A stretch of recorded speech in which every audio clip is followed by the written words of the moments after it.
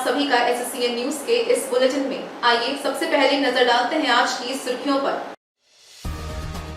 Telco police ने किया चोरी के 3 मामलों का एक साथ उद्भेदन। 2 नाबालिग समेत 6 लोग गिरफ्तार। 1.5 लाख के आभूषण समेत चोरी का माल बरामद। ASP ने इसे कहा जिला पुलिस की बड़ी उपलब्धि। कचरा निष्पादन प्लांट के खिलाफ खैरबनी के ग्रामीण सड़क पर उतरे। सैकड़ों की संख्या में ग्रामीणों ने किया DC कार्यालय के सामने प्रदर्शन। जिला मुख्यालय के सामने बैठे धरना पर। ग्रामीणों के विरोध के कारण प्रशासन ने कई बार प्लांट की जगह बदली। कचरा प्लांट बने तो कहां बने, प्रशासन असमंजस में। कक्षा 9 के रजिस्ट्रेशन से वंचित विद्यार्थियों ने DC को दिया ज्ञापन। मॉडल स्कूल भाल भूमगढ़ में 2022-23 सत्र के सभी 17 विद्यार्थी रजिस्ट्रेशन से वंचित विद्यार्थियों ने स्कूल प्रबंधन पर लगाया लापरवाही का आरोप। आइए बात करते हैं जिला पुलिस द्वारा चोरी के 3 अलग-अलग मामलों के एक साथ उद्भेदन किए जाने की। टेल्को पुलिस ने क्षेत्र में हुई चोरी के 3 अलग-अलग मामलों का एक साथ उद्भेदन किया है। पुलिस ने तीनों मामलों में 2 नाबालिग समेत कुल 6 लोगों को गिरफ्तार किया है। गिरफ्तार आरोपियों में अरुण कर्मकार, लादेन कर्मकार, अभिषेक टांडी और छोटू सिंह और 2 नाबालिग शामिल हैं। आरोपियों की निशानदेही पर पुलिस ने चोरी का सारा सामान बरामद कर लिया है। पुलिस ने 4 को न्यायिक हिरासत में भेज दिया है, जबकि अन्य 2 नाबालिग को बाल सुधार गृह भेजा गया है। इस बड़े खुलासे का प्रभारी ASP सिटी सुमित अग्रवाल ने गोलमुरी स्थित अपने कार्यालय में आयोजित संवाददाता सम्मेलन में किया। ASP ने बताया कि 6 मई को चोरों ने खड़ंगाछार मार्केट स्थित अनु ज्वेलर्स में गहनों की चोरी की थी। इस संबंध में दुकानदार भीम प्रसाद सोनी ने 1.50 की चोरी का एक मामला दर्ज कराया था। अनुसंधान के क्रम में पहले पुलिस ने एक नाबालिग को पकड़ा, जिससे पूछताछ में अरुण कर्मकार और अभिषेक टांडी के अलावा एक अन्य नाबालिग का नाम सामने आया। इसी के आधार पर पुलिस ने सभी को गिरफ्तार किया। अरुण के घर से पुलिस ने चोरी के गहने और लादेन कर्मकार के पास से घटना में प्रयुक्त रॉड बरामद किया। उन्होंने बताया कि अरुण और लादेन द्वारा घटना में नाबालिग का इस्तेमाल चोरी की इस बड़ी घटना को अंजाम देने में किया गया था। ASP ने बताया कि 24 मई को रिवर व्यू एनक्लेव के बंगला नंबर 38 के हाउस में A रामचंद्र राव के घर में LED टीवी और पीतल के बर्तन चुरा लिए गए थे। इस मामले में अभिषेक टांडी को गिरफ्तार कर टीवी बरामद किया गया। हालांकि उसने बर्तन को 1500 रुपए में बेच दिया, जो पुलिस बरामद नहीं कर सकी है। वहीं 27 मई को जैको में सड़क किनारे खड़े ट्रक से बैटरी चोरी करते हुए छोटू सिंह को पुलिस ने रंगे हाथ गिरफ्तार किया। घटनास्थल से एक ऑटो भी पुलिस द्वारा बरामद किया गया। इस मामले में छोटू का साथी फरार चल रहा है, जबकि गिरफ्तारी के लिए छापामारी की जा रही है। रात में करीब 1 बजे खड़ंगाजार मार्केट में अनु ज्वेलर्स के यहाँ चोरी हुई थी, जिसमें सूचना मिला था कि किसी ने शटर तोड़ के उनके यहाँ से चांदी का और कुछ जेवरात चोरी कर लिया है।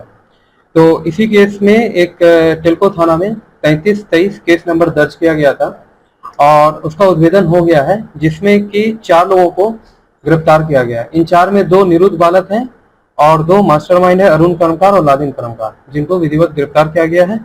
और इनके पास से जितने भी चोरी की गई सामान थी वो जब्त कर ली गई है। इनके घर से ये मिला है, गुप्त सूचना के आधार पर प्राप्त हुआ था कि इनके पास इनके द्वारा चोरी की गई है।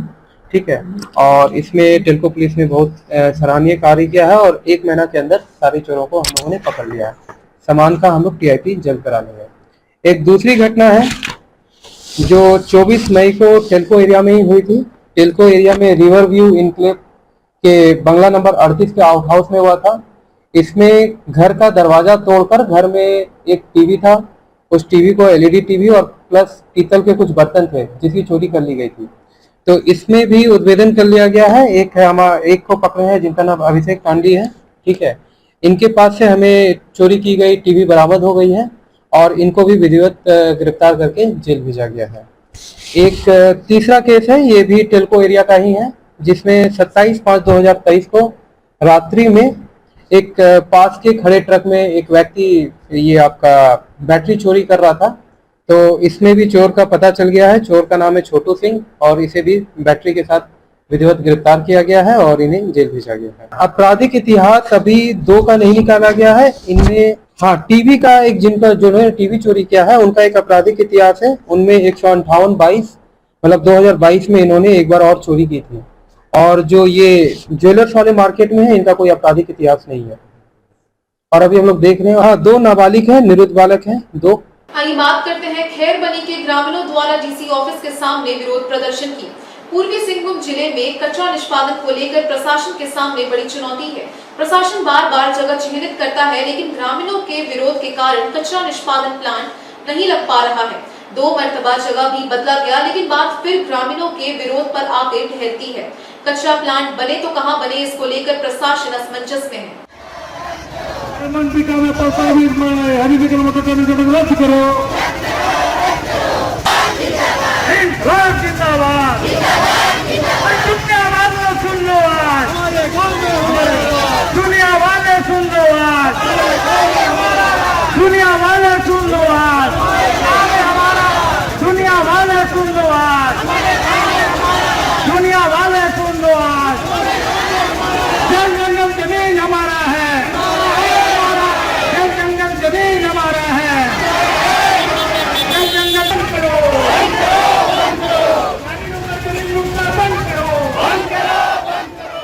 बताते चले कि सबसे पहले जिला प्रशासन ने खैरबानी में कचरा निष्पादन प्लांट लगाने का काम शुरू किया। जमीन चिन्हित कर ली गई और ठेकेदार को भी 30% पैसे दे दिए गए, लेकिन ग्रामीणों के भारी विरोध के कारण खैरबानी से कचरा निष्पादन प्लांट को हटा दिया गया। फिर दूसरी जगह जमीन चिन्हित की गई, लेकिन वहां भी ग्रामीणों ने विरोध किया तो प्रशासन को बैरंग वापस लौटना पड़ा। तीसरी बार थक हार कर जिला प्रशासन ने खैरबानी में ही कचरा निष्पादन प्लांट लगाने का निर्णय लिया और इसका ठेका झारखंड मुक्ति मोर्चा की राज्यसभा सांसद महुआ माझी के पुत्र को दिया। उधर सरकार ने अविलंब कचरा निष्पादन प्लांट का काम शुरू करने का आदेश दिया। खैरबानी में कचरा प्लांट लगाने को लेकर प्रशासन सक्रिय हुआ, लेकिन इस बार फिर विरोध में ग्रामीण सड़क पर हैं। खैरबानी पंचायत के लोगों ने भी इसका विरोध शुरू कर दिया है। कचरा निष्पादन प्लांट लगाने के खिलाफ आज ग्रामीण उपायुक्त कार्यालय पहुंचे।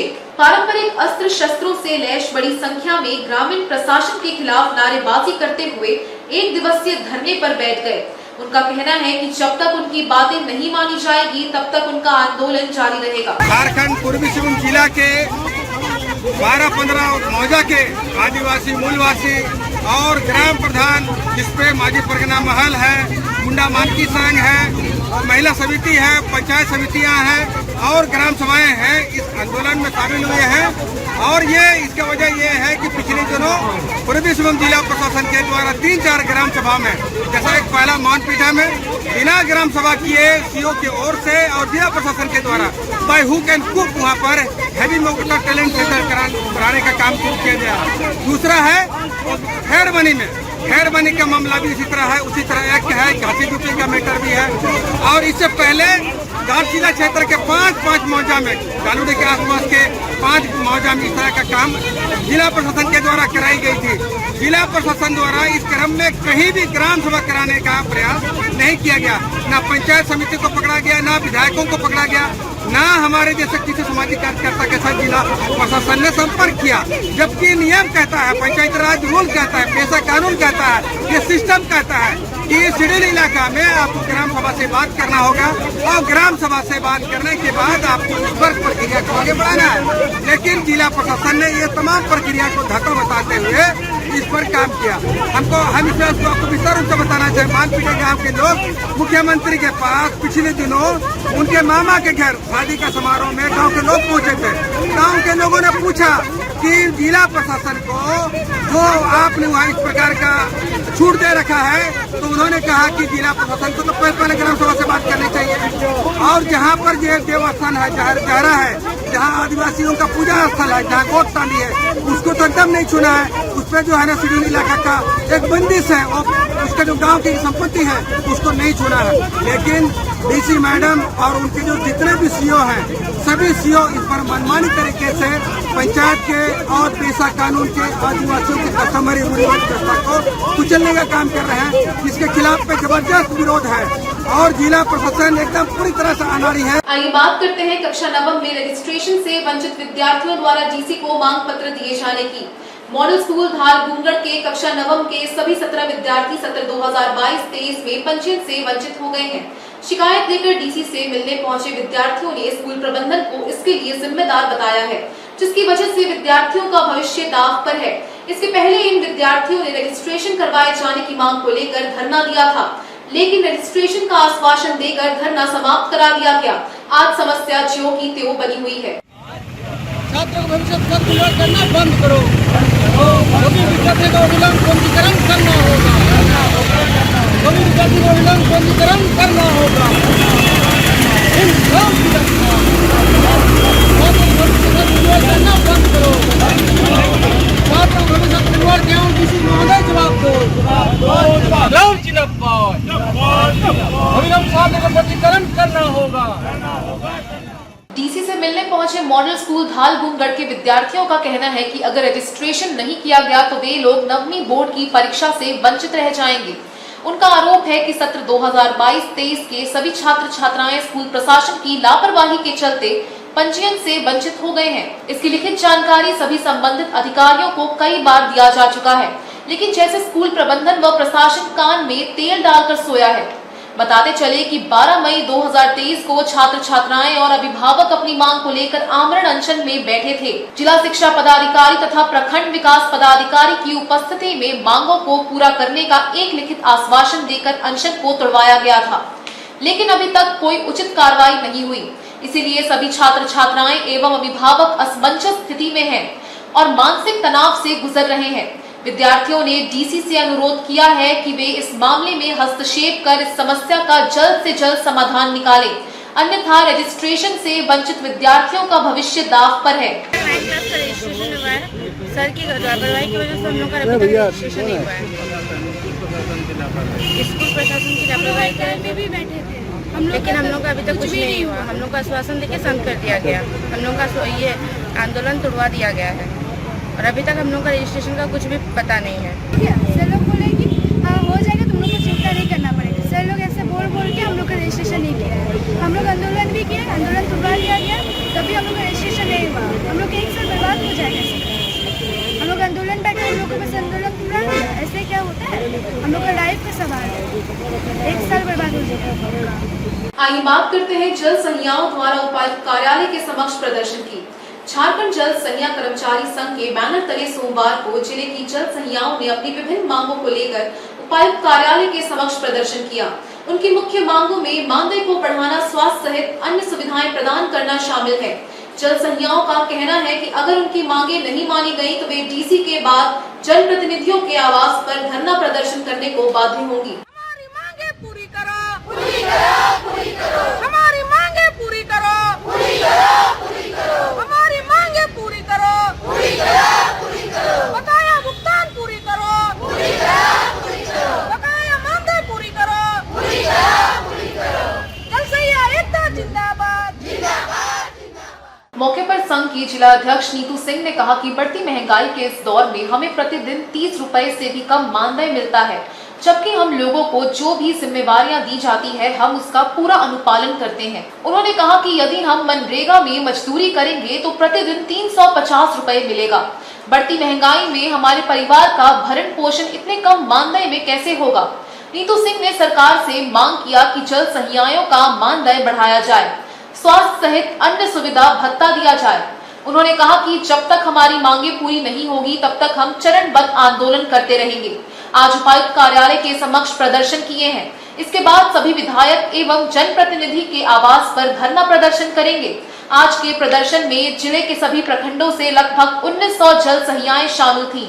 आज हम लोग का जो महिलाओं के साथ जो अत्याचार हो रहा है, जो हम लोग का हक है उसको लेने के लिए अभी भीख मांगना पड़ रहा है, इसीलिए आज धरना देकर हम लोग डीसी मैडम का समक्ष अपना व्यथा जाहिर कर रहे हैं कि डीसी मैडम, जहां तक हमको उम्मीद है डीसी मैडम हम लोग से मिलेंगी और इसका सलूशन करने के लिए हमेशा तत्पर रहेंगी। उनके बारे में हम लोग बहुत सुने हैं कि वो सबको जितना भी उनके पास समस्या आती है समाधान करती है। आज हम लोग अपना समस्या लेकर उनके समक्ष आए हुए हैं। क्या क्या समस्याएं आ रही है? समस्या ये है, हम लोग 2010 से कार्य करते आ रहे हैं, आज 12 साल हो चुका है। हम लोग फ्री में सेवा देते आ रहे हैं, लेकिन हम लोग को पैसा नहीं दिया जा रहा है, नहीं मिलता है। इसीलिए 1000 जो मानदेय देने की बात थी रघुवर सरकार के समय से, आज 50 माह का मानदेय बकाया है, वो भी नहीं मिला है। इसीलिए हम लोग आज धरना कर रहे हैं, जो हम लोग का प्रोत्साहन राशि है, जो बकाया मानदेय है, वो हम लोग को दिया जाए। आइए बात करते हैं विभाग की बैठक में मंत्री चंपाई सोरेन द्वारा समीक्षा किए जाने की। विभाग की समीक्षा बैठक में शामिल हुए मंत्री चंपाई सोरेन पेयजल, बिजली और नगर निगम योजनाओं की हुई समीक्षा। सरायकेला जिले में पेयजल, नगर विकास विभाग, विद्युत विभाग से संबंधित विकास योजनाओं के समीक्षा को लेकर आदित्यपुर स्थित स्वर्ण रेखा परियोजना कार्यालय में समीक्षा बैठक आयोजित की गई, जिसमें मंत्री चंपाई सोरेन मुख्य रूप से शामिल हुए। समीक्षात्मक बैठक में मंत्री चंपाई सोरेन ने आदित्यपुर नगर निगम क्षेत्र में चल रहे पेयजल एवं सीवरेज योजना को लेकर अधूरे पड़े कार्यों को पूरा करने संबंधित निर्देश दिए। मंत्री ने विगत बैठक में कार्यों के अधूरा रहने पर नाराजगी जताते हुए नगर निगम के अधिकारियों और एजेंसियों को साफ शब्दों में निर्देशित किया था कि बरसात से पूर्व सभी सड़कों के गड्ढों को भरने और रिस्टोरेशन कार्य युद्ध स्तर पर किया जाए।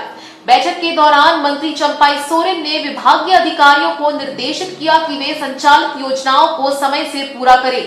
आयोजित बैठक में बिजली विभाग के योजनाओं की भी समीक्षा की गई, जिसमें शहर के अलावा ग्रामीण क्षेत्रों में विद्युतीकरण के कार्य को पूरा करने का निर्देश दिया गया।